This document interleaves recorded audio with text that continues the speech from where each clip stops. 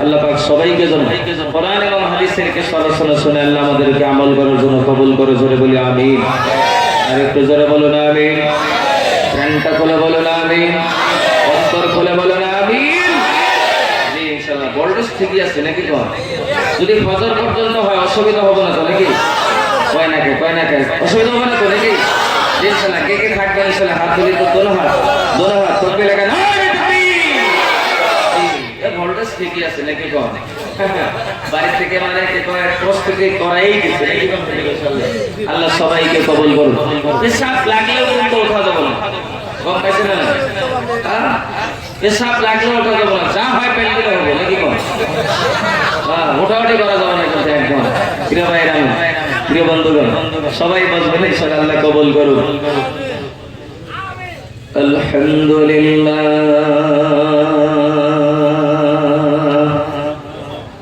الحمد لله نحمده ونستعينه ونستغفره ونؤمن به ونتوكل عليه ونعوذ بالله من شرور أنفسنا ومن سيئات أعمالنا من يهده الله فلا مضل له ومن يضلله فلا هادي له ونشهد أن لا إله إلا الله وحده لا شريك له ونشهد أن محمدا عبده ورسوله أما بعد فأعوذ بالله من الشيطان الرجيم بسم الله الرحمن الرحيم يا أيها الذين آمنوا اتقوا الله وكونوا مع الصادقين وقال النبي صلى الله تعالى عليه وسلم يقرأ القرآن فإنه يأتي يوم القيامة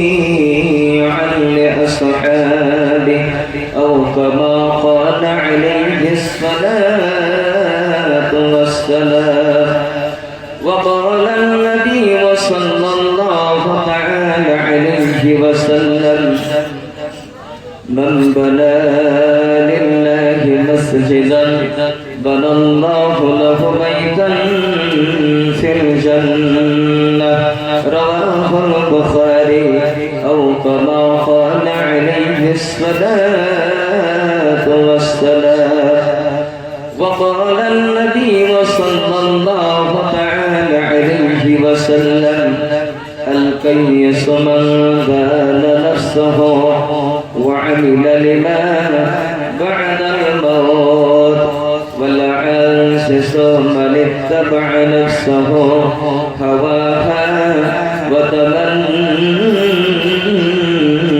على الله أو كما قال عليه الصلاة والسلام وقال النبي صلى الله تعالى عليه وسلم أولى الناس بي يوم القيامة أكثرهم عليه الصلاة أو كما قال عليه الصلاة والسلام এই যে কোরআনের আলোচনা আপনারা শুনতেছেন বা শুনেন, কোরআনের কথা শুনলে ভালো লাগে না খারাপ লাগে? জোরে বলেন, আরো জোরে বলেন। এই যুবক ভাইরা কন্যাকে জোরে বলেন। কোরআনের কথা শুনলে ভালো লাগে, ঠিক কিনা বলেন? সেই কোরআন পৃথিবীর মধ্যে এমন একটি কিতাব, কোরআন যদি আপনি তেলাওয়াত করেন আল্লাহ আপনার আমলনামায় লেখি লিখে দেন। যদি আপনি তেলাওয়াত করতে নাও পারেন, কেউ যদি তেলাওয়াত করে আপনি যদি বসে শুনেন, আল্লাহ আপনার আমলনামায় তবুও লেখি লিখে দেন। সুবহানাল্লাহ কয় না? একটু জোরে বলেন সুবহানাল্লাহ।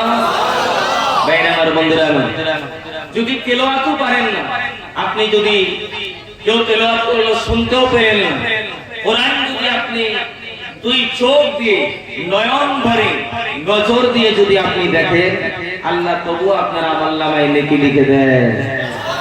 শুধু তাই নয়, আপনি ধরতে আপনার দেখতেও পারেন না, কোরআন যদি আপনি হাত দিয়ে একটু স্পর্শ করেন তবু আল্লাহ আপনার আমলনামায় নেকি লিখে দেয়। সুবহানাল্লাহ জোরে বলেন। প্রিয় বন্ধুগণ, সেই কোরআন জমিনের মধ্যে আমরা শুনবো, আল্লাহর কোরআন শোনার জন্য আমরা আসছি বন্ধুগণ। ভাইরা আমার, বন্ধুরা আমার, এই কোরআন কঠিন কিয়ামতের দিনে আপনার আমার জন্য আল্লাহর কাছে গিয়ে সুপারিশ করব। নবী বলেন, ক্বালা সিয়াম ওয়াল কোরআন ইয়াসফাআন লিল আবদ। ওই কঠিন কিয়ামতের দিন পৃথিবীর মধ্য থেকে দুটো বস্তু দিয়ে আপনার আমার জন্য গিয়ে কথা বলবে। নবী এক নম্বরে বলে পবিত্র মাহে রমজানের রোজা। নবী দ্বিতীয় নম্বরে বললেন পবিত্র কোরআনুল কারীম। এই কোরআনুল কারীমকে যদি আমরা ভালোবাসতে পারি, জিন্দেগির ভিতরে কোরআন দিয়ে যদি আমরা জিন্দেগি গড়তে পারি, এই কোরআন কিয়ামতের দিনে আল্লাহর কাছে গিয়ে সুপারিশ করে আপনাকে আমাকে ডাইরেক্ট আল্লাহর জান্নাতে পৌঁছিয়ে দিবে। সুবহানাল্লাহ তাও কয় না গো? আচ্ছা, আমরা জান্নাত চাই না চাই? ঠিক আছে, হাত তুলে দেখাই তো ইনশাআল্লাহ। আল্লাহ সবাইকে কবুল করুক। সবাই জান্নাত চাই, নাকি? প্রিয় ভাইরা আমার, প্রিয় বন্ধুগণ, আচ্ছা আপনারা কি ভাবতেছেন এই প্যান্ডেল থেকে যদি আমরা এখন মানে আল্লাহর কাছে আবেদন করি, জান্নাত যদি চাই, জাহান্নাম থেকে যদি মুক্তি চাই, আল্লাহকে আমাদের ডাকে সাড়া দেব না গো? কথা কয় না? সাড়া দেব না? সাড়া অবশ্যই দেব। ভাইরা, পবিত্র কোরআনের ভিতরে একজন নবীর নাম আল্লাহ তুলে ধরেছেন, যার নাম হলো হযরত মূসা আলাইহিস সালাতু ওয়াস সালাম। নাম শুনছেন তো আপনারা? শুনছেন? হযরত মূসা আমার আল্লাহকে একদিন প্রশ্ন করলো, এই ভাই কি হয়েছে? বসেন না। ও এটা নাকি? এটা দললো তো উঠতে নিষেধ করছি, যা হয় প্যান্ডেল হবে নাকি গো? ভাইরা আমার, বন্ধুরা আমার, হযরত মূসা আমার আল্লাহকে একদিন ডাক দিয়ে বলে, মূসাকে তো মূসা কালিমুল্লাহ বলা হয়। কথা কয় না? কালিমুল্লাহ আল্লাহর সাথে কথা বলছে হযরত মূসা। আপনারা কি আল্লাহর সাথে কথা কইতে চান? ভাষা বোঝেন তো নাকি? কথা বলতে চান? কথা যদি আল্লাহর সাথে বলতে যান, আজকে বাড়িতে গিয়ে সকালবেলা আল্লাহর কোরআন খুলে দিয়ে আপনি তেলাওয়াত করেন, কোরআন খুলে আপনি তেলাওয়াত করেন, আল্লাহর সাথে কথা বলার নেকি আল্লাহ আপনার আমলনামায় দান করে দেব। হযরত মূসা আল্লাহকে ডাকতে বলে, আল্লাহ আপনাকে আমি মানুষের মাঝে ডাক দেই, আপনাকে আল্লাহ আল্লাহ বলে ডাকি, তবে আমি আপনাকে একটু একা একা ডাকতে চাই, নিলিবিলি জায়গাতে আমি একা একা একটু ডাকতে চাই। তবে হযরত মূসা আল্লাহকে বলেন, আল্লাহ আপনাকে আমি একা একা ডাকবো, কেমনে ডাকবো? আপনি এখন কোন দিকে আছেন? কোন আল্লাহ কি কোনো দিক নিয়ে থাকে? দিক নিয়ে থাকে কি? মূসা আল্লাহরে বলে, আল্লাহ আপনি কি উত্তরে আছেন না দক্ষিণে আছেন না পূর্ব দিকে আছেন না পশ্চিম দিকে আছেন? চিন্তা করছেন আল্লাহ কি কোনো দিক নিয়ে থাকে? কথা কোনো থাকে? বন্ধুগণ, জেনে রেখে দিবেন, যুবক ভাইরা কথাগুলো সুন্দর করে শুনবেন, মা বোন যারা বাড়িতে বসে বসে আলোচনাগুলো শুনতেছেন তারাও ভালো করে শুনবেন। হযরত মূসা আমার আল্লাহকে প্রশ্ন করলেন, মাবুদ জামিলের ভিতরে, পৃথিবীর ভিতরে আপনাকে আমি মানুষের দিলের ভিতরে ডাক দেই, আমার দিলে তেমন শান্তি আসে না, আমি আপনাকে একটু একা একা ডাকতে চাই, আমি আপনাকে একটু নিলিবিলি জায়গার ভিতরে ডাকতে চাই। তবে হযরত মূসা আমার আল্লাহকে প্রশ্ন করলেন, ওগো আল্লাহ আপনাকে যে আমি ডাকবো আপনি এখন কোন দিক হয়ে আছেন? হযরত মূসা বলেন, আপনি যদি পূর্ব দিক হয়ে আছেন আপনাকে আমি পশ্চিম দিক থেকে ডাক দেব, যদি আপনি পশ্চিম দিক হয়ে আছেন আপনাকে আমি পূর্ব দিক থেকে ডাক দেব, যদি আপনি উত্তর দিক হয়ে আছেন আপনাকে আমি দক্ষিণ দিক থেকে ডাক দেব, আর যদি আপনি দক্ষিণ দিক হয়ে আছেন আপনাকে আমি উত্তর দিক থেকে ডাক দিব। ভাইরা আমার, বন্ধুরা আমার, ও দোস্ত বুজুর্গ, কতটা সুন্দর করে শুনবেন। হযরত মূসা আমার আল্লাহকে যখন এই প্রশ্ন যখন করলো, আমার আল্লাহ হযরত মূসাকে ডাক দিয়ে বললেন, ও মূসা, জেনে রেখে দিও, পৃথিবীর মধ্যে, জমিনের মধ্যে তুমি প্রশ্ন করলা আমি আল্লাহ কোন দিক হয়ে আছি, এইটা যদি তুমি জানতে চাও, তুমি একটা কাজ করো, ওই যে জঙ্গলের ভিতরে চলে যাও, পাহাড়ের ভিতরে চলে যাও, ওই পাহাড়ের ভিতরে গিয়ে, জঙ্গলের ভিতরে গিয়ে তুমি কিছু শুকনা খড়ি জোগাড় করানো, খড়ি পর্যন্ত বন্ধুগণ, খড়ি পর্যন্ত খড়ির ভিতরে আগুনটা লাগিয়ে দাও। আবার আল্লাহ ডাক দেয়া বলে, মূসা, খড়িগুলো জোগাড় করে এনে এক জায়গার ভিতরে রেখে দিয়ে ওই খড়ির ভিতরে তুমি আগুন লাগিয়ে দাও। আগুনটা যখন দাও দাও করে চলে উঠবে, তুমি একটা কাজ করবা, আগুনের চতুর সাইডে তুমি ঘুরে ঘুরে ঘুরে ঘুরে ঘুরে ঘুরে ঘুরে ঘুরে বেড়াবা। যেই দিকে গেলে তোমার গায়ে আগুনের তাপটা একটু বেশি লাগবে, তুমি মূসা জেনে রেখে দিও, আমি আল্লাহ ওই দিকে হয়ে আসি। সুবহানাল্লাহ।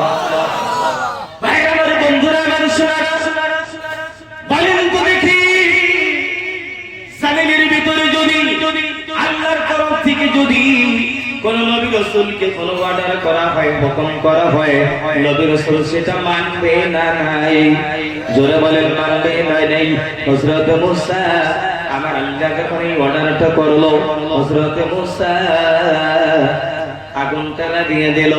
আগুনটা লাগানোর পর আগুন যখন দাও দাও দাও দাও করে জ্বলে উঠে, ও সোনার মায়েরা, ও বন্ধুগণ, জেনে রেখে দিবেন, আগুনের চতুর সাইডে হযরত মূসা চতুর সাইডে ঘুরে ঘুরে ঘুরে ঘুরে বেড়ায়। আগুনের উত্তর দিকে একবার যায়, দক্ষিণ দিকে একবার যায়, পূর্ব দিকে একবার যায়, পশ্চিম দিকে একবার যায়। কিন্তু একটা ঘটনা ঘটে গেল, শুনবেন না না? যখন শুনবেন না নাই? ও ভাইরা, হযরত মূসা একটা ঘটনা দেখলেন, আগুনের পূর্ব দিকে যায় যেমন তাপ গায়ের ভিতরে লেগে যায়, দক্ষিণ দিকে যায় একই তাপ, উত্তর দিকে যায় যেমন তাপ, পশ্চিম দিকে যায় একই তাপ গায়ের ভিতরে লেগে যায়। হযরত মূসা আমার আল্লাহকে প্রশ্ন করলেন, বাবু বুঝলাম না, বুঝলাম না, আগুনটা আপনি জ্বালাইতে বললেন, আগুন আমি জ্বালাই না, আগুনের চতুর সাইডে আমি ঘুরে ঘুরে বেড়াই, যেই দিকে যাই আমার গায়ে একই তাপ লেগে যায়। ও আল্লাহ, আপনি কোন দিকে আছেন বলেন, আপনাকে আমি কোন দিক থেকে ডাক দিব? আল্লাহ রাব্বুল আলামিন হযরত মূসাকে ডাক দিয়ে বললেন, এ মূসা, লিখে দিও, আগুনের চতুর সাইডে ঘুরে ঘুরে বেড়াইলে যেমন তোমার গায়ে একই তাপ লেগে যায়, পৃথিবীর মধ্যে, জমিনের মধ্যে কোন বান্দা বান্দি যদি আমি আল্লাহকে একবার আল্লাহ বলে ডাক দেয়, বান্দা বান্দি যেই জায়গা থেকে যে কোনো মুহূর্তে, যে কোনো অবস্থাতে আমি আল্লাহকে একবার আল্লাহ বলে ডাক দিবে, বান্দা ডাক দেওয়ার সাথে সাথে আমি বান্দার ডাকে সাড়া দিয়ে দিব। সুবহানাল্লাহ। বন্ধুরা আমার, শোনারা, বলেন তো দেখি, এই প্যান্ডেল থেকে যদি আল্লাহকে যদি আমরা আল্লাহ বলে ডাক দেই, আমার আল্লাহ আমাদের ডাকে সাড়া দেবে কি না? বলে আমরা আল্লাহকে ডাকবো তো ইনশাআল্লাহ। কথা কয় না, ডাকবো তো। ভাইরা আমার, বন্ধুরা আমার, শোনারা, দুনিয়ার মধ্যে সবাই বলে আমরা আল্লাহকে ডাকি, কিন্তু যদি প্রশ্ন করা হয় আল্লাহকে ডাকেন, আজকে আপনারা বললেন আল্লাহকে আমরা ডাকি, যদি প্রশ্ন করা যায় আল্লাহকে যদি ডাকেন, আজকে ঈশার নামাজ পড়ে গেছে, কে কে নামাজ পড়ে আসছেন? ঝামেলা বাঁচবো না? না ঝামেলা লাগবে না? নাই বুঝো, ঝামেলা লাগবে কিনা বলেন? ভাই আমার, বন্ধুরা আমার, শোনারা, বলেন তো দেখি, নামাজ ছাড়া জান্নাত যাওয়া যাবে নাকি? কথা বল না কে? নামাজ ছাড়া আপনি জান্নাত যাইতে পারবেন নাকি? কোনদিন পারবেন না, পারবেন না। আজকে থেকে ওয়াদা করবেন হুজুর জিন্দেগিতে যতদিন বাঁচব আমরা নামাজ কোনোদিন কাজা করব না। পাবেন তো ইনশাআল্লাহ? কে কে পাবেন হাত তুলে তো দেখি তোকে লাগাই। নামাজ সবাই আদায় করব কইছে না হুজুর? সবাই বলছে না? এখন যদি আবার কাজা মেরে দেয় ফজরের নামাজে তের ফজর ঠিক কিনা বলেন? অনেকে বলে কি দলিল? কই শরীয়তের দ্বারে দ্বারে না মারিফতের কান্ডারি, কই নামাজ সারো গাঞ্জা মারো কইছে বাবা ভান্ডারি। আছে না নাই? কই শরীয়তের দ্বারে দ্বারে না মারিফতের কান্ডারি, কই নামাজ সারো গাঞ্জা মারো কইছে বাবা ভান্ডারি। আমি কই কোন শয়তানে কইছে তোমার নামাজ পড়া লাগবে না, নামাজ ছাড়া হাসর মাঠে পা বানাইতে পারবে? জোরে বলেন পারবে? আরো জোরে বলেন পারবে? ভাই আমার বন্ধুরা আমার শোনারা হাসরের ময়দানে আমার আল্লাহ আপনার আমার সর্বপ্রথম হিসাবটা যে নিবে ওইটা বন্ধ কোনো হিসাব না। আমার আল্লাহ আপনার আমার নামাজের হিসাব নিবে। কিসের হিসাব নেব? নামাজের হিসাব আল্লাহ নেব। তাহলে নামাজের আমাদের দরকার আছে না নাই? বলে নামাজের গুরুত্ব কেমন আপনাদেরকে আমি একটা ফতোয়া শোনাবো। আছেন তো আপনারা নাকি? আমার বন্ধুরা এবার শোনা না, আপনাদের অঞ্চলে যে সমস্ত মেয়েরা বিয়ে হয়ে গেছে বা আপনি বিয়ে করেছেন, মেয়েদের পেটে বাচ্চা আসে না নাই? বাচ্চা আসে কিনা বলেন? ও বন্ধু বলেন তো দেখি, একটা মেয়ের পেটে যখন বাচ্চা এসে যায়, বাচ্চাটা যেদিন ভূমিষ্ঠ হবে ওই দিন মেয়েটা বিষ বেদনাতে হুলস্থুল করে না নাই? বাইরে আমার বন্ধুরা এবার শোনা না, ফতোয়ার কিতাবের ভিতরে লেখা হয়েছে যেদিন মেয়েটার বাচ্চাটা দুনিয়ার মধ্যে ভূমিষ্ঠ হয়ে দুনিয়ার ভিতরে আসবে, ওই দিন যদি মেয়েটার বাচ্চাটা মায়ের গর্ভ থেকে আগে যদি রক্ত না আসে, আগে যদি বাচ্চাটা আসে বন্ধুগণ, অর্ধেকটা বাচ্চা বাইরে বেরিয়ে গেছে আর অর্ধেকটা এখনো ভিতরে। এমনি মুহূর্তে মসজিদে মুয়াজ্জিন আযান দিয়ে দিল, হাইয়া আলাস সালাহ হাইয়া আলাস সালাহ, নামাজের দিকে আসো নামাজের দিকে আসো। ফতোয়ার কিতাবের ভিতরে লেখা মেয়েটার বাচ্চাটা অর্ধেকটা বাইরে বেরিয়ে আসছে, আগে যদি রক্ত না আসে ওই সময় হুকুম হলো ও নারী, ঘরটা যদি পাকা করা ঘর হয় ওই বাচ্চাটার যে অংশটা বাইরে বেরিয়ে আসছে ওই অংশটা তোমরা একটা পাত্রের ভিতরে ঢুকিয়ে দাও। আর যদি ঘরটা কাঁচা ঘর হয় মাটির ঘর হয় একটু গর্ত করে বাচ্চাটাকে গর্তের ভিতরে নামিয়ে দাও, যেই অংশটা বাইরে বেরিয়ে আসছে। এই মুহূর্তেও নারী তুমি নামাজের জন্য নিয়ত বেঁধে নামাজ তোমাকে আদায় করতে হবে।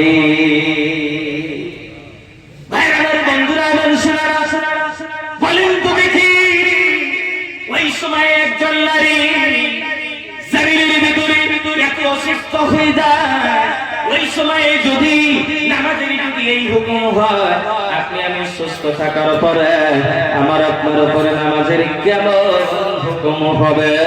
আমি যুবকদের পা দুটো জড়িয়ে ধরে বলবো, ও যুবক ভাইরা মুরব্বী বাবারা, আমি আপনাদের দুটো পা জড়িয়ে ধরে বলে যাব, জিন্দেগিতে আপনি নামাজ কোনোদিন কাজা করিয়েন না, নামাজটা কোনোদিন আপনি সারিয়েন না। কসম করে বলি নামাজ যদি আপনি সঠিকভাবে আদায় করেন জামিনের মধ্যে আল্লাহ দুনিয়ার জিন্দেগি আপনাকে কামিয়াবি দান করব, আখিরাতে কবরে যাওয়ার পর এই দুনিয়া থেকে 10 গুণ বড় একটা জান্নাত আল্লাহ আপনাকে দান করে দেব। জান্নাত আপনারা চান না না চান? সবাই চাই জান্নাত, তাই তো শুনতে ভাইরা আছেন তো আপনারা নাকি? অল্প সময় আলোচনা শোনার ধৈর্য আছে তো নাকি? এবার চলেন বন্ধু, আপনাদের আমি দ্বিতীয় নম্বর একটা প্রশ্ন করব। আচ্ছা বলেন, ওই জান্নাত আপনারা কোনদিন দেখেছেন নাকি? কথা কয় না কে? দেখছেন নাকি? জান্নাত দেখার ইচ্ছা হয় না না হয়? হয়। আচ্ছা জান্নাত দেখুন নাই, জান্নাত কত বড় এটা কোনোদিন অনুভব করছেন নাকি? এটা অনুভব কোনোদিন করেন নাই। ভাইরা বন্ধুরা আমার শোনারা, উর্দুতে একটা কিতাব লেখা হয়েছে, কিতাবটার নাম হলো আল ইবকা। কিতাবটা লিখেছেন হাকিমুল উম্মাহ মুসাদ্দাদ মিল্লাত শাহ আশরাফ আলী থানভী রাহমাতুল্লাহ আলাইহি। জোরে বলুন সুবহানাল্লাহ। কেন সুবহানাল্লাহ বলতে বললাম জানেন? হাকিমুল উম্মাহ মুসাদ্দাদ মিল্লাত শাহ আশরাফ আলী থানভী রাহমাতুল্লাহ আলাইহি পৃথিবীর গতির জমিনের ভিতরে এত বড় একজন আল্লাহর ওলি ছিলেন। উনি একদিন কিতাব লিখতেছে, হঠাৎ করে মসজিদ আযান হয়ে গেল। নামাজের জন্য আসো, নামাজের জন্য আসো। আশরাফ আলী থানভী রাহমাতুল্লাহ আলাইহি লেখা বন্ধ করে দিয়ে কাগজের উপরে কলমটা রেখে তিনি মসজিদের দিকে চললেন। একজন আল্লাহর বান্দা ঘরের জানলা দিয়ে গিয়ে তাকিয়ে দেখে, দরজা দিয়ে গিয়ে ভিতরে তাকিয়ে দেখে আশরাফ আলী থানভী রাহমাতুল্লাহ আলাইহি কাগজের উপরে কলমটা রেখে তিনি মসজিদে চলে গেছেন, কিন্তু কলমটা বসে নাই। কলমের মতো কলম একা একাই লিখে আসে। সুবহানাল্লাহ, একটু জোরে বলেন। ভাইরা বন্ধুরা মুসলিমরা, আপনাদের অঞ্চলের ভিতরে হজে গেছেন না উমরাতে গেছেন এমন ব্যক্তি আছে না নাই? আছে না গো? কি আছেন? হাত তুলে তো দেখি কি আছেন। এই প্যান্ডেলে আছেন কি? প্রিয় ভাইরা আমার, আল্লাহ সবাইকে গুনাহ কবুল করে ধরে করে আমিন। ভাইরা আমার বন্ধুরা আমার শোনারা, মসজিদ নববীতে আমি নিজে দাঁড়িয়ে দাঁড়িয়ে দেখেছি নবী রওজা মোবারক পাশে একটা জায়গা আছে। যে জায়গাটার নাম হলো বাবে জিবরাইল। যে জায়গা দিয়ে আমার নবীর কাছে জিবরাইল দুনিয়াতে আসতো। আমার নবীর কাছে জিবরাইল কতবার আসতে জানেন? কিতাবের ভিতরে পাওয়া যায় আমার নবীর কাছে হযরতে জিবরাইল এই দুনিয়ার ভিতরে একদিন না, দুই দিন না, ৩৬,০০০ বার এসেছে। কতবার বললাম? ৩৪,০০০ বার আমার নবীর কাছে জিবরাইল আসছে। সুবহানাল্লাহ, একটু জোরে বলেন। জিবরাইল নবীর কাছে একদিন আসলো। নবী জিবরাইলকে প্রশ্ন করলেন, ও জিবরাইল, তুমি আমার কাছে অনেকবার আসলা, আমি তোমাকে একটা প্রশ্ন করব। বলে কি প্রশ্ন? নবী জিবরাইলকে প্রশ্ন করলো, তুমি দুনিয়ার ভিতরে আমার কাছে আসো, অনেকবার তুমি আসলা, তোমার চলার গতি কেমন তুমি বলো? তোমার চলার স্পিড দুনিয়ার মধ্যে কেমন? ও ভাইরা, এক একজনের স্পিড এক এক ধরনের পায় কি নাই? আপনি যদি নগাঁও টাউনে যান, এখান থেকে আপনি যদি হেঁটে হেঁটে যান, আপনি একটা গতিতে যাইতে পারবেন। যদি আপনি দৌড়ে দৌড়ে যান, আপনার গতিটা চেঞ্জ হয়ে আর একটু বেড়ে যাবে, ঠিক কিনা বলেন? নবী জিবরাইলকে প্রশ্ন করলো, আপনি সপ্তম আসমানের উপরে থেকে আমার কাছে আপনি আসেন, আপনার চলার গতি কেমন আপনি বলেন? কত স্পিডে জমিনের ভিতরে আপনি চলতে পারেন বলেন? জিবরাইল নবীকে প্রশ্ন করলো, ও নবীজি, আমার চলার গতি কেমন এইটা যদি আপনি জানতে চান, আপনাকে একটা প্রশ্ন করব। বলে কি? আপনি নবী ইউসুফের নাম শুনছেন না নাই? পবিত্র কোরআনে সূরা ইউসুফ আছে না নাই? আছে না হুজুররা? ভাই আমার বন্ধুরা আমার শোনারা, হযরত ইউসুফের কথা জিবরাইল প্রশ্ন করলো, ও নবী, আপনি জিবরাইল কে প্রশ্ন করেছেন, আমি জিবরাইল আপনাকে বলি, আপনি নবী ইউসুফের নাম শুনছেন না নাই? কয় হ্যাঁ শুনেছি। কয় কেমনে শুনলেন? বলে আপনার মাধ্যমে শুনেছি, পবিত্র কোরআনের মাধ্যমে আমি শুনেছি। হযরত জিবরাইল নবীকে বললেন, নবী গো, হযরত ইউসুফকে যখন তার 11 ভাই মিলে কুয়ার ভিতরে ফেলে দিয়েছিল, এই ঘটনা আপনারা কোরআনের কথা শুনছেন না নাই? হযরত জিবরাইল বলে, নবী, হযরত ইউসুফকে 11 ভাই মিলে কুয়ার ভিতরে যখন ফেলে দিয়েছিল, নিক্ষেপ করে দিয়েছিল। ঘটনাটা এমন নয়, ফেলবে এমন নয়, ফেলে দেওয়া হয়েছিল। আমি আপনাদের একটা প্রশ্ন করব, আপনারা নগাঁও জেলার মুসলমান, বলেন তো দেখি, একজনকে যদি কুয়ার ভিতরে ফেলে দেওয়া হয়, কুয়ার ভিতরে পড়তে তার কত সময় লাগবে? কুয়ার পানিতে পড়তে কত সময়ের দরকার? 1, 2, 3 সেকেন্ডের ভিতরেই পড়ে যাবে, ঠিক কিনা বলেন? তাই লাগবে না? হযরত জিবরাইল নবীকে বলল, নবী আমাকে ওই সময় আমি সপ্তম আসমানের উপরে ছিলাম, সেই মাত্র ইউসুফকে কুয়ার ভিতরে ফেলে দেওয়া হয়েছে। ফেলবে ঘটনাটা এমন না, ফেলে দেওয়া হয়েছে। আমার আল্লাহ আমাকে ডাক দিয়ে বলে, ও জিবরাইল যা যা যা যা যা যা আমার বন্ধুর কাছে যা, আমার বন্ধু যেন কুয়ার ভিতরে যেন না পড়ে যায়, পানির ভিতরে যেন পড়ে না যায়, আমার ইউসুফ যেন পানিতে গিয়ে টাচ না করে। জিবরাইল বলে, নবী গো আমি এত স্পিডে চলতে পারি, আমি আমার একটা ডানার উপরে, আমার একটা পাখার উপরে ভর দিয়ে ওই সময় আমি এত গতিতে সপ্তম আসমান থেকে আমি দুনিয়ার ভিতরে আসছি। হযরত ইউসুফ পানিতে পড়ার আগে আমি আমার ডানাটা ইউসুফের শরীরের নিচে বিছিয়ে দিয়েছে, ইউসুফ পানির ভিতরে পড়তে পারে না। কত স্পিডে চলতে পারে, ঠিক কিনা বলেন? বন্ধুরা আমি জান্নাতটা কত বড় এটা বোঝানোর জন্য আমি 1 নম্বর ঘটনাটা বললাম। এবার দ্বিতীয় নম্বরটা বলবো। বন্ধু নবী হযরত জিবরাইলকে 2 নম্বর একটা প্রশ্ন করলো, ও ভাই জিবরাইল আপনি আমার কাছে অনেকবার আসছেন, আপনাকে একটা প্রশ্ন করব, আপনাকে আমি একটু অরিজিনাল সুরতে দেখতে চাই। নবীর কাছে জিবরাইল আসতো, নবীর একজন সাহাবী হযরত দাহিয়াতুল কালবি রাদিয়াল্লাহু তাআলা আনহু তিনার সুরত ধরে আসতো। হযরত জিবরাইল নবীকে প্রশ্ন করলো, নবী আপনি আমাকে অরিজিনাল সুরতে দেখতে পাবেন না? বলে কেন? ওই নবী গো আমার আল্লাহ আমাকে এত বড় করে বানিয়েছে, আমার বডিটা আমার আল্লাহ এত বড় করে বানিয়েছে, এই দুনিয়ার ভিতরে যদি বডিটা রেখে দেয়, এই দুনিয়ার ভিতরে বডিটা রাখার ক্ষমতা দুনিয়ার হবে না। হযরত জিবরাইল নবীকে বললেন, নবী আমি কত বড়, আমাকে যদি আপনি দেখতে চান, আপনি আপনার মাথাটা একটু করে দিকে তুলেন। নবী মাথাটা উপরের দিকে তুলল, বললেন নিচে নামাল, নিচে নামাইল।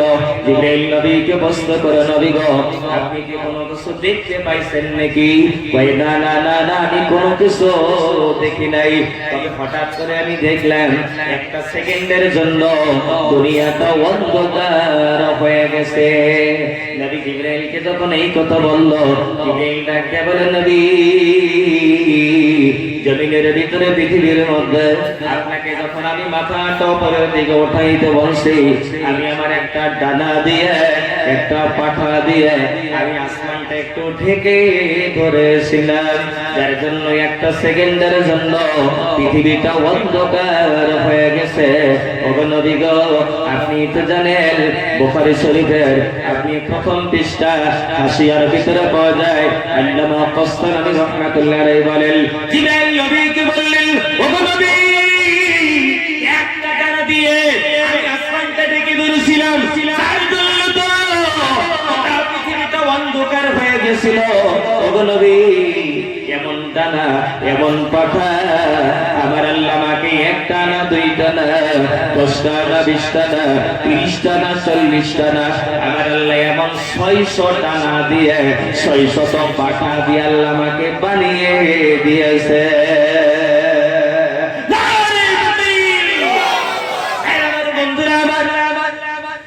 এই 2টা ঘটনা আপনাদের কাছে বলার উদ্দেশ্য হলো জিবরাইল কত দ্রুত গতিতে চলতে পারে, জিবরাইল আল্লাহ কত বড় বানিয়েছে। এই জিবরাইলের বডিটা দুনিয়ার ভিতরে রাখার জায়গা হবে না, এই জিবরাইলের 600 ডানা দিয়ে আমার আল্লাহ জিবরাইলকে বানিয়েছে। এই জিবরাইল একদিন আল্লাহকে প্রশ্ন করলো, কি প্রশ্ন করলো শোনার দরকার আছে না নাই বলেন? আমার আল্লাহকে প্রশ্ন করলো, বাবু আপনি আপনার নেক বান্দাদের জন্য, আপনার সালেহীন বান্দাদের জন্য, যারা পরহেজগার, যারা আল্লাহওয়ালা, তাদের জন্য আপনি জান্নাত বানাইছেন। চিল্লায় বলেন সুবহানাল্লাহ। হযরত জিবরাইল আমার আল্লাহকে বলেন, আল্লাহ এই জান্নাতটা আমি একটু ঘুরে ঘুরে দেখতে চাই। আমার আল্লাহ জিবরাইলকে বললেন, জিবরাইল আমি আমার বান্দাদের জন্য, নেক বান্দাদের জন্য এই জান্নাত আমি বানাইছি, ওই জান্নাত তোমার জিন্দেগিতে তুমি ঘুরে শেষ করতে পারবে না। জিবরাইল বলেন, আল্লাহ আমি দেখব। আশরাফ আলী থানভী রাহমাতুল্লাহ আলাইহি লিখেছে, ভাই দেখবি কয় হ্যাঁ, ভাই যা যা যা যা জান্নাতটা দেখে নে, দেখে নে। আমি আমার নেক বান্দাদের জন্য যেই জান্নাতটা বানাইছি, দেখ দেখ দেখ দেখ দেখ দেখ দেখ দেখ। কিতাবের ভিতরে পাওয়া যায় জিবরাইলের 600 ডানাটা মিলে দিয়ে, ভাইরা আমার বন্ধুরা আমার, এত বড় বডিটা নিয়ে জিবরাইল জান্নাতের ভিতরে পাখির মতো ওড়া আরম্ভ করলো। উড়তে উড়তে উড়তে উড়তে উড়তে উড়তে একদিন না দুই দিন না, একটা কিতাবের ভিতরে পাওয়া যায় 70 বছর উড়লো, আর একটা রিওয়ায়াতের ভিতরে পাওয়া যায় একেবারে 70,000 বছর জিবরাইল জান্নাতের ভিতরে উড়লো। তবুও জিবরাইল জান্নাতের একদিকে ঘুরে দেখে শেষ করতে পারে না। এত বিশাল বড় জান্নাত আল্লাহ তাআলা আমার জন্য বানিয়েছেন বন্ধু।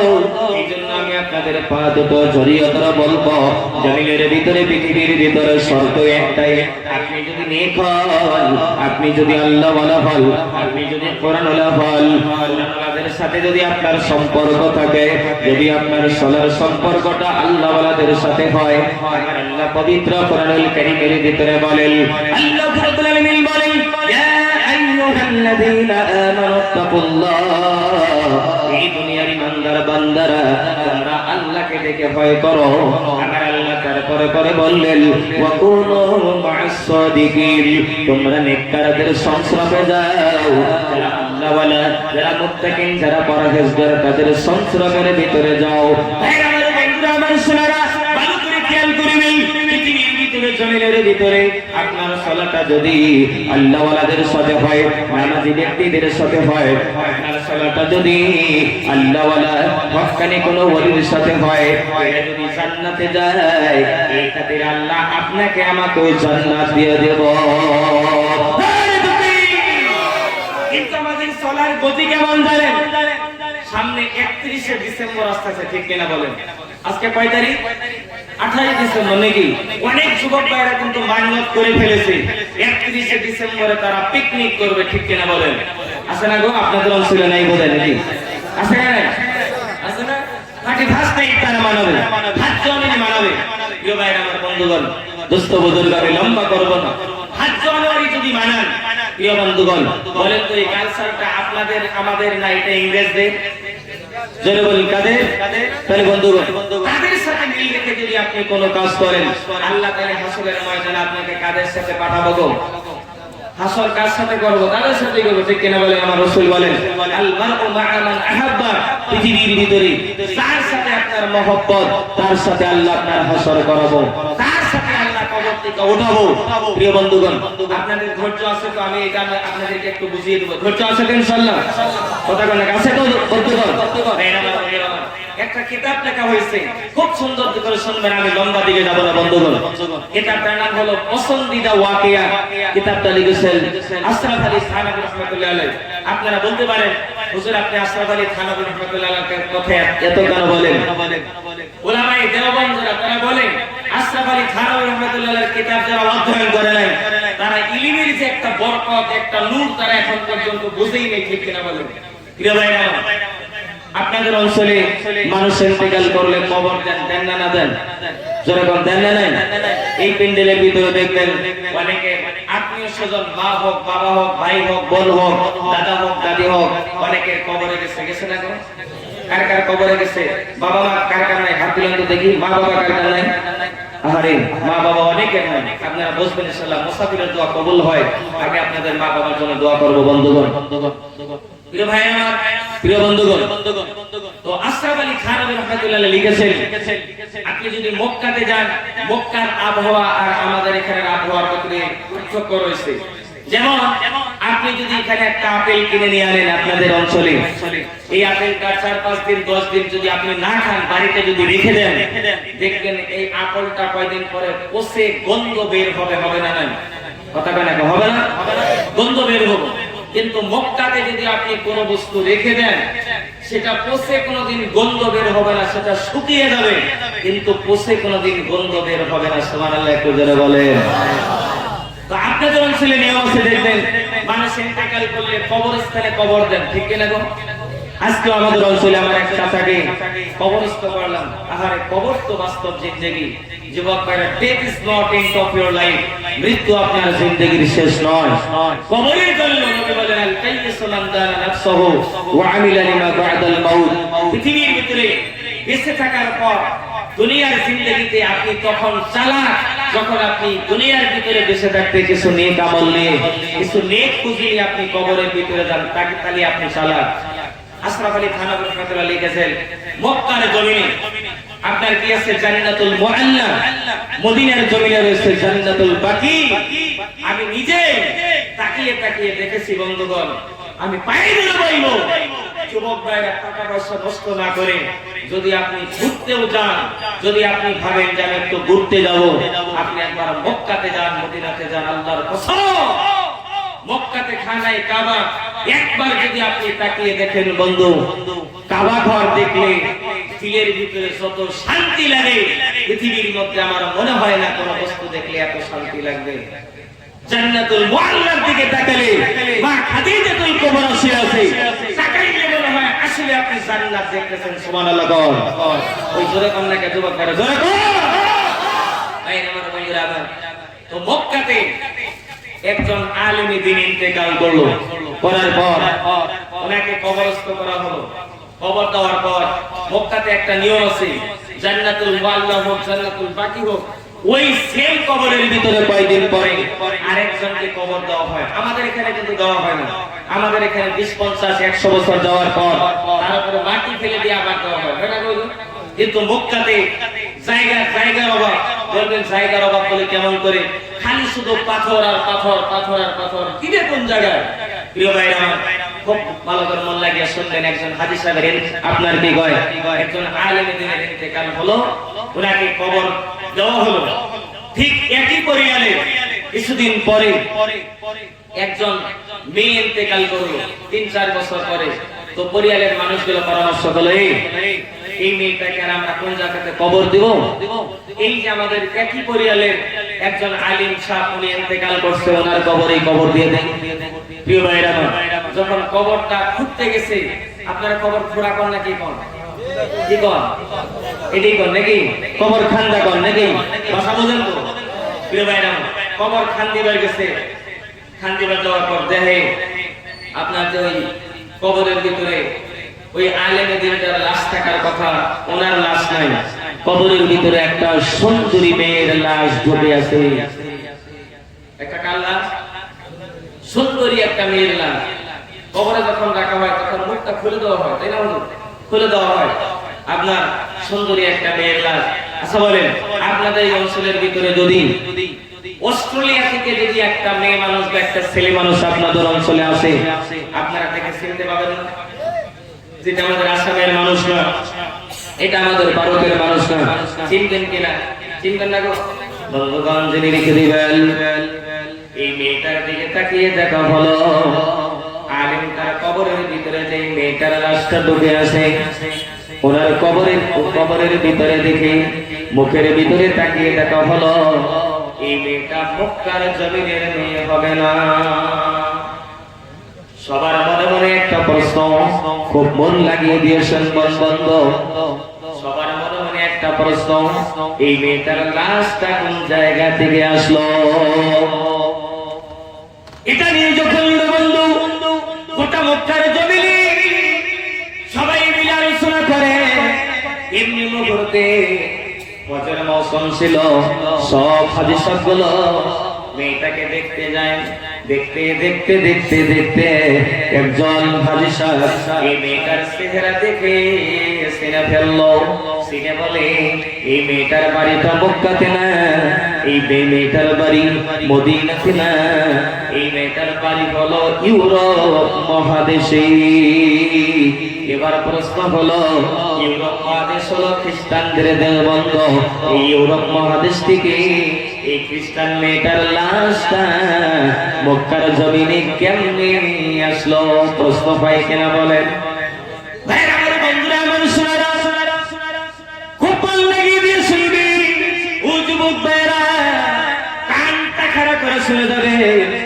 যখন করা হলো কে জানেন? হাজী সাহেবটা বলল এই মেয়েটার বাড়ি ইউরোপ মহাদেশে, এই মেয়েটার বাড়িতে আমি কাজে ছিলাম, ওই বাড়িতে কাজ করছে, তাহলে তো ফাইন্যান্সিয়াল বই ঠিক কিনা বলেন? ও যুবক ভাইরা, মুরব্বী বাবারা, সবাই বলল এই মেয়েটার পরিচয় তুমি তারে কেমনে জানলাম? মক্কারে হাজী সাহেবটা বলে এই মেয়েটা সাধারণ মেয়ে না, এই মেয়েটার বাবা হলো খ্রিস্টান, তার গোষ্ঠী 14 গোষ্ঠী হলো খ্রিস্টান। আমি এই মেয়েটার বাড়িতে কাজে ছিলাম, আমি যখন সারাদিন কাজকর্ম করে রাত্রিবেলা উঠে যাই নামাজটা বিছিয়ে দিয়ে আল্লাহর কাছে হাত তুলে কান্না করছি, আল্লাহ আল্লাহ আল্লাহ আল্লাহ বলে জিকির করছি। এই মেয়েটা দরজার গেটে একদিন এসে আমার আমল দেখে আমার জিকিরটা শুনে আমাকে ডাক দেয়া বলে, এই যুবক, তোমার আমল দেখি আমি পাগল হয়ে গেছি, তুমি আমাকে মুসলমান বানায়া দাও। হাজী সাহেব ডাক দিয়ে বলল এই মেয়েটা সাধারণ মেয়ে না, এই মেয়েটা আমার হাতে গোপন ভাবে কালিমা করে মুসলমান হয়ে গিয়েছিল। সবাই বলল ভাই যাও যাও যাও যাও, ইউরোপ মহাদেশে চলে যাও, চলে গিয়ে তুমি খবরটা নিয়ে এসো, এই মেয়েটা বেঁচে আছে কিনা তার আব্বার কাছে গিয়ে খবরটা নিয়ে এসো। ইউরোপ মহাদেশে হাজী সাহেবটা চলে গেল। লম্বা ঘটনা আমি লম্বা করবো না, বন্ধ। এই বাড়িতে গিয়ে বাড়িওয়ালাকে ডাক দিয়ে বলে আমি তো আপনার বাড়িতে কাজ করেছি। কয় হ্যাঁ। ডাক দিয়ে বলে ও বাড়িওয়ালা, ও আমার মালিক, আপনার মেয়েটা কোথায় বলেন? আমার মেয়েটা ইন্তেকাল করেছে। বলে আপনার মেয়েটা ইন্তেকাল করেছে, আপনার মেয়েকে আমি মক্কার জমিনে দেখে আসছি কবরের ভিতরে। ওই মিথ্যা কথা বলো না, বলো না। আমার মেয়েটা ইন্তেকালের পরে আমরা খ্রিস্টান ধর্মাবলম্বী, আমাদের জাতি অনুযায়ী আমাদের কবরস্থানের ভিতরে আমার মেয়েটাকে নিজের হাতে আমি কবর দিয়েছি। এই হাজী সাহেব ডাকতে বলে চলে গিয়ে দেখব আপনার মেয়েটাকে আপনি নিজের হাতে কবর দিয়েছেন, আপনার মেয়েটা ওই কবরস্থানে আছে কি নাই। আপনার মেয়েকে তো আমি মক্কার জমিনে দেখে আসছি। ও সোনার মায়েরা, এমনি মফরুত করলো কি জানেন? কবরস্থানে গিয়ে, খ্রিস্টান কবরস্থানে গিয়ে বলে এই জায়গাতে কবর দিয়েছি। কবরটা খনন করা হলো, কবরটা খনন করে দেখা গেল ওই কবরের ভিতরে এই খ্রিস্টান মেয়েটার লাশটা নাই। ওই কবরের ভিতরে মক্কার জমিনে যে আলেমটা ছিল, আলেমটার যেই কবরে মেয়েটার লাশটা আছে, ওই কবরের আলেম দিনটার লাশটা এই খ্রিস্টান কবরস্থল এই মেয়েটার কবরে ঢুকে আছে। ঘটনা ঝামেলা বাজলো কিনা বলেন? হাজী সাহেব দৌড়ে দৌড়ে দ্রুত গতিতে তাড়াতাড়ি করে সফর করে মক্কাতে চলে গেল। সব ওলামাদেরকে বলে ঘটনা সত্য, ঘটনা সত্য।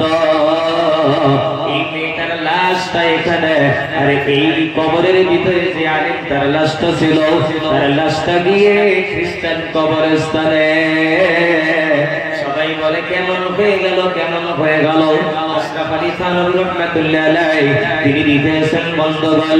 সবাই মিলে পরামর্শ করলো এই চল চল চল চল, এই আলেম তার দিদি দেশে আছে, কেননা বন্ধ বন্ধু আপনার আমল কেমন, আপনার চরিত্র কেমন, আপনার আখলাক কেমন দুনিয়ার কেউ যদি না জানে, আপনার বিবি কিন্তু ভালো জানে, ঠিক না বেঠি?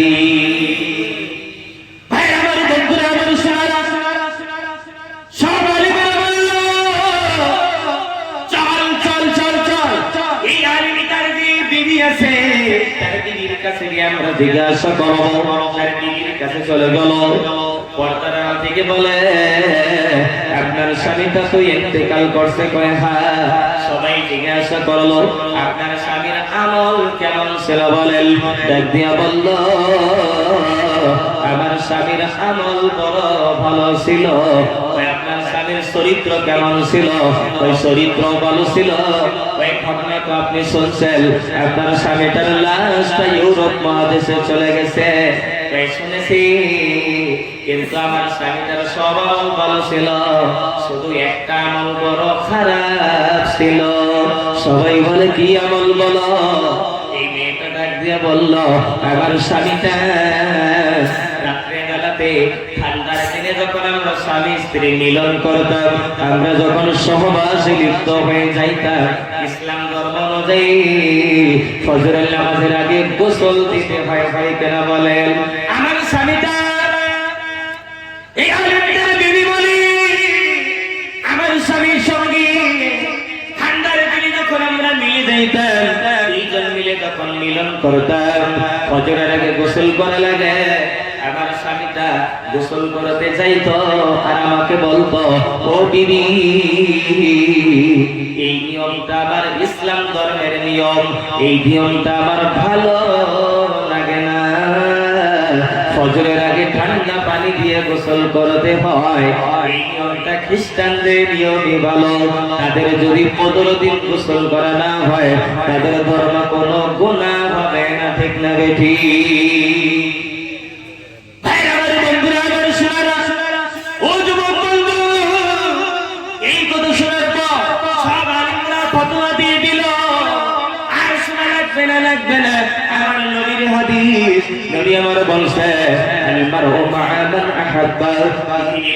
জমিনের ভিতরে নবী যেদিন এই হাদিসটা বলছে, নবীর সামনে সাহাবায়ে কেরাম তারা হাউমাউ করে কান্না করছে। নবী আমার ডাকতে বলে সাহাবারা, জমিনের ভিতরে পৃথিবীর মধ্যে আপনাদের অন্তরে যাদের প্রতি ভালোবাসা থাকবে, যাদের প্রতি মহব্বত থাকবে, সেই যাদের প্রতি আপনার মহব্বত বেশি থাকবে, যাদের কাজের সাথে আপনার কাজটা মিল থাকবে, তাদের সাথে আল্লাহ আপনাকে হাসর করায়া দিব। এটা আমার বলার উদ্দেশ্য হলো, বলেন তো দেখি আপনার কাজ যদি খ্রিস্টানদের মতো মিল থাকে বন্ধ, আপনার কাজ যদি বন্ধ অন্য জাতির সাথে মিল থাকে, ইসলামের সাথে যদি না থাকে, তাহলে বলেন তো বন্ধুগণ আপনার আমার হাসর আল্লাহ কার সাথে করাবো বলেন? ও সোনার ভাইরা, আমি লম্বা দিকে যাব না, পা দুটো জড়িয়ে ধরে বলে বাইরে বন্ধুগণ চলেন, আপনি কোরআনকে মেনে চলেন, আপনি মাদ্রাসার বাচ্চাদের আদর্শ গ্রহণ করেন, আপনি মাদ্রাসার তোলাবাদের আদর্শ গ্রহণ করেন, ওলামাদের আদর্শ গ্রহণ করেন। কসম করে বলি, এরা যদি জান্নাতের ভিতরে যায়, আল্লাহ আপনাকে ওসিলাই জান্নাত দিয়ে দেবে। ও ভাইরা, ও বন্ধুগণ শোনারা, আমরা তো আগেই বলছি সবাই আমরা জান্নাত চাই, ঠিক কিনা বলেন? আরে আপনাদের একটা কথা জিজ্ঞাসা করব, জান্নাত কি শুধু আপনারা চান না আপনার মা আছে বাবা আছে, আল্লাহ তাদেরকেও যেন জান্নাত দেয়? জান্নাত সামনে পৃথিবীর ভিতরে নিরপেক্ষ বিনা স্বার্থে যদি আপনাকে কেউ মহব্বত করে ভালোবাসে, সেটা হলো আপনার মা বাবা, ঠিক কিনা বলেন? কথা হয় কিনা গো? এই পেন্ডেলে অনেকে মা হারাইছেন, বাবা হারাইছেন, আমি দোয়া করে যাব মুসাফির, আল্লাহ যেন আপনার মা বাবাকে জান্নাত নসিব করে দেয়, আমিন বলে। ভাই আমার বন্ধুরা, আমার শোনারা, কেন বলি মা বাবার কথা কেমন হয় জানেন? আমি আব্দুল মুকিম আপনাদের সামনে কথা বলি, এটা আমার ব্যক্তিগত পাওয়ার না, এটা হলো আমার মা জননীর দোয়ার বরকত। ও ভাইরা বন্ধুগণ, আমি যখন মাদ্রাসায় লেখাপড়া করছি, আজকেও দেখবেন আপনাদের অঞ্চলে মাদ্রাসা আছে, মাদ্রাসার তোলাবারা কত কষ্ট করে লেখাপড়া করে না, এত পাতলা ডাল রাইন্দা তাদেরকে খাইতে দেওয়া হয়। এই ডালটা যদি আপনাকে বাড়িতে দেওয়া হয়, আপনি জিন্দেগিতে খাইতে চাবেন না। আমি যখন মাদ্রাসায় লেখাপড়া করছি, আমার আম্মা আমারে কোনোদিন একটা পাঞ্জাবি, ভালো পাঞ্জাবি বানাইয়া দিতে পারে নাই। আমার আম্মা জান আমাকে কোনোদিন 100 টাকা একটা নোট দিয়ে মাদ্রাসায় পাঠাইতে পারে নাই। আমি মাকে যদি বলছি মা আমাকে টাকা দেন, মায়ের কাছে টাকা থাকে নাই, মায়ের আসনটা ধরে ঘুরে ঘুরে ঘুরে ঘুরে বেড়াইছি। মা একটা বাড়ির আঙ্গিনার কাছে গিয়ে মা আমার দুইটা চোখের পানি ফেলে ফেলে কান্না করছে। কসম করে বলি আপনাদের কেন আসবো বাড়িতে খুঁজে কোন বলি বের খুলেন, আমি আজকে নগাঁও জেলাতে যাবো, কচুয়াট চলে যাবো। কারো চোখের ভিতরে পানি দেখলাম না, কিন্তু আমার মাকে দেখি, আমার মায়ের দুই চোখ দিয়ে ঝরঝর করে পানি ঝরে ঝরে পড়ে। এই জন্য তো বলবো যাদের মা নাই, বলেন তো বাবারা, ওই মাকে যদি আপনি একবার মা বলে এখন ডাক দেন, অন্য কাউকে যদি মা বলে ডাক দেন, আপনার মাকে ডাকলে যেমন দিলে শান্তি লাগতো, অমন শান্তি আপনার গায়ে লাগবে নাকি বলে, আপনার অন্তরে লাগবে নাকি বলেন? কোনদিন লাগবে না। আপনাদের অঞ্চলের ভিতরে গরিব মানুষ আছে না নাই? কথা কম আছে না নাই? ও বাবারা আছে কিনা বলেন? আমার বন্ধুরা, আমার সোনারা, কিতাবের ভিতরে লেখা হয়েছে একটা ছেলে বড় গরিব, বাবা মা বিশাল গরিব, ছেলেটা লেখাপড়ায় ভালো, ছেলেটাই স্কুল পাস করলো, ফার্স্ট ডিভিশনে পাস করলো। এমন সন্তান আপনাদের অঞ্চলে আছে না গো? এলপি স্কুল ফার্স্ট ডিভিশনে পাস করলো, মন লাগায় যে শুনবেন, এদিক ওদিকে কান দিবেন না পারে। ছেলেটা এলপি স্কুলে পাস করলো, বাবা মা গরিব, ছেলেটাকে ক্ষেতের কাজে লাগাইয়া দিল।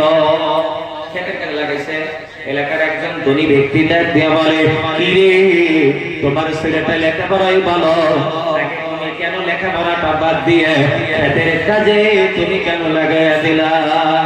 আমি গরিব, লেখাপড়া করাইতে পারি না, আমার টাকা নাই, পয়সা নাই, আমার বাবা আমার লেখাপড়া করাইতে পারি না। এলাকার ধনী ব্যক্তিটা বলে, তাহলে তোমার বাচ্চাটা আমার কাছে দিয়ে দাও, আমি লেখাপড়া করাবো। সুবহানাল্লাহ বলে। আপনাদের অঞ্চলে অনেকে মাদ্রাসার বাচ্চাদেরকে খাওয়ান না, না খাওয়া কথা বলে খাওয়ান কেনা বলে। ও সোনার ভাইরা, এই ধনী ব্যক্তিটা এই ছেলেটাকে নিয়ে নিল, আমি লম্বা করবো না, লেখাপড়া করাইতে করাইতে করাইতে করাইতে করাইতে করাইতে এই ছেলেটা আমার আল্লাহ রহমতে ইঞ্জিনিয়ার হয়ে গেল। সুবহানাল্লাহ, তাও পায় না জোরে কর। ছেলেটা ইঞ্জিনিয়ার হয়ে গেল, এবার ইঞ্জিনিয়ার হয়ে গেছে, লন্ডন থেকে চিঠি আসছে ছেলেটার চাকরির জন্য। তো চিঠি যখন আসছে লন্ডন থেকে, ছেলেটাকে তখন দিয়ে দেওয়া লাগলো। যেই বাড়িতে থেকে লেখাপড়া করছে এই বাড়িওয়ালা গিয়ে এই ছেলেটার বাবাকে বলতেছে, মাকে বলতেছে, আপনার ছেলে তো ইঞ্জিনিয়ার হয়ে গেছে, লন্ডন থেকে চিঠি আসছে চাকরির জন্য। তো এই ছেলেটাকে তখন দিয়ে দেওয়া লাগলো। হ্যাঁ দিয়ে দেওয়া লাগলো। কোথায় আর দিবেন, আমার একটা মেয়ে আছে, এটা দিয়ে দেন, বলো কোথায়, এটা দিয়ে দিয়ে দেন। বিয়ে হয়ে গেল। বন্ধু লম্বা আমি করবো না, সোনারা মুরব্বী বাবারা ভালো করে শুনবেন, যুবক ভাইরা কথাটা কান লাগায় শুনবেন। এমনি বহুরূপী ইঞ্জিনিয়ার বিয়ে করে রেখে তিনি চলে গেল লন্ডনের ভিতরে চাকরি করতে গেল। অনেকদিন পরে চাকরি থেকে বাড়িতে আসবে।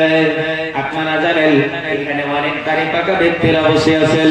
আপনারা জানেন আগের জামানায় মানুষ মোবাইল ব্যবহার করতো না, তারা চিঠি ব্যবহার করতো, ঠিক কিনা? চিঠির মাধ্যমে খবর আদান প্রদান করতো। ও বন্ধুগণ, এবার লন্ডন থেকে ইঞ্জিনিয়ার যখন বাড়িতে আসবে, এয়ারপোর্ট ধরে নেন বন্ধুগণ, ও সোনার ভাইয়েরা, এয়ারপোর্টের ভিতরে তার বাড়ির কাছে আসবে, বাড়ির কাছে এসে এয়ারপোর্টের ভিতরে নামবে, যখন খবরটা হয়ে গেল তার ছেলেটা বাড়িতে আসবে, ইঞ্জিনিয়ার বাড়িতে আসবে, ইঞ্জিনিয়ারের বিবি একটা কাগজের ভিতরে চিঠি লিখে দিল। ইঞ্জিনিয়ার লিখল, স্বামী গো, আপনি লন্ডনে গেছেন, আপনি আমার স্বামী, আপনার কাছে আমি আবেদন করি বলে কি চিঠির ভিতরে লিখে দিছে লন্ডনের ভিতরে অমক অমক বস্তুর দাম বড় কম, আপনি আসার সময় আমার জন্য কিছু নিয়ে আসবে। এটা বিবি লিখে দিছে। ইঞ্জিনিয়ারের শ্বশুর শাশুড়ি লিখে দিল, জামাই ভালো আছেন বলে হ্যাঁ, ওই লন্ডনের ভিতরে অনেক বস্তু বাহিনী সুন্দর সুন্দর পাওয়া যায়, আপনি আমার জন্য কিছু বস্তু নিয়ে আসবেন। এই যুবক ভাইরা কি দিয়ে আপনাদেরকে বোঝাবো, মা কত বড় দরদি, বাবা কত বড় দরদি। এই সোনার ভাইরা ভাই কানটা লাগে শুনবে, মা করছেন কি জানেন, খবরটা পেল তার সন্তানটা বাড়িতে আসবে, মা বাবা লেখাপড়া জানে না, গরিব বাবা মা একটা সাদা কাগজ একটা কলম নিয়ে এলাকার একটা শিক্ষিত ছেলের কাছে গিয়ে বলে, ছেলে আমার সন্তানটা বাড়িতে আসবে, তার জন্য একটা চিঠি আমাকে লিখে দে। আমি বলি তুই লিখে দে। ইঞ্জিনিয়ারের কাছে মা চিঠি লেখে, এলাকার সন্তানটাকে ডাক দিয়ে বলে, লেখ লেখ লেখ লেখ লেখ লেখ। মা বলে দিল লেখ। মা লিখে দিল কি জানেন, এসি লন্ডন থেকে তুমি বাড়িতে আসবা, আমি তোমার মা, তোমার কাছে কোনো কিছু চাই না চাই না, আমি তোমার কাছে একটা বস্তু চাই, তুমি না এরোপ্লেন দিয়ে আসবে, তুমি না ওরে জাহাজ দিয়ে আসবে, তুমি যখন এয়ারপোর্টের ভিতরে ঢুকবা, তুমি যখন এয়ারপোর্টের কাছাকাছি আসবা, যদি ওই জায়গাতে কোনো গরিব মিসকিন পাও, তুমি ভিখারি যদি পাও, কেউ যদি তোমার কাছে হাতটা বাড়ায়, তাকে তুমি শূন্য হাতে যেন ফেরাও না। জোরে বলি না সুবহানাল্লাহ। মালিকে দিল ছেলে, আমি তোমার মা, আমি তোমার কাছে আর কোনো কিছু চাই না। এই জন্য তোমার আল্লাহ পবিত্র কোরআনুল কারীমের ভিতরে বলেন, ওয়া আম্মাস-সাইলা ফালা তানহার। কোন ভিখারি যদি, কোন গরিব মানুষ যদি, কোন মিসকিন যদি, কোন সাইল যদি হাত বাড়ায়, খবরদার তাকে তোমরা ধমক দিও না, খবরদার তাকে তোমরা শূন্য হাতে ফেরাইও না।